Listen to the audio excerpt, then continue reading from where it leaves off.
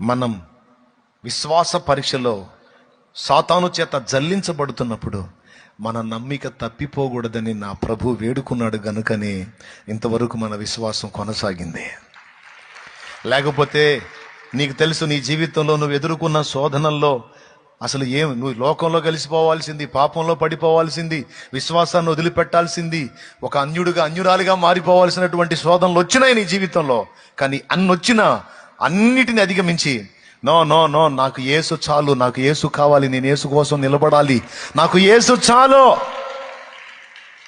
నేను యేసును వదలలేను, నేను నా ప్రభువును వదలలేను, నా ప్రభువుని విడిచిపెట్టి బ్రతకలేను, ఈ లోకమంతా నన్ను వదిలిన నాకు యేసు కావాలి, నాకు ప్రభువు కావాలి అనగలిగావు అంటే, ఆ మనసు నీలో వచ్చింది అంటే అది ఆయన విజ్ఞాపన ఫలితం. దేవునికి స్తోత్రం కలుగును గాక. ఎవరి విజ్ఞాపన ఫలితమో తెలుసా? నా యేసయ్య విజ్ఞాపన ఫలితం. అదే మన ఆత్మీయ అక్కర్లు తీర్చబడటానికి, భౌతిక అక్కర్లు తీర్చబడటానికి, మన పాపములు క్షమించబడటానికి, మన నమ్మిక తప్పిపోకుండా మనం దేవుల్లో స్థిరంగా నిలిచి ఉండటానికి ప్రతిదినం నా ప్రభు విజ్ఞాపన జరుగుతుంది. అక్కడ నువ్వు శోధింపబడుతున్న ప్రతి ఘట్టంలో నీ కోసం ఆ మొర్ర పెట్టాడు, అక్కడ విజ్ఞాపన చేశాడు. అందుకే సేవ్ అయ్యావు.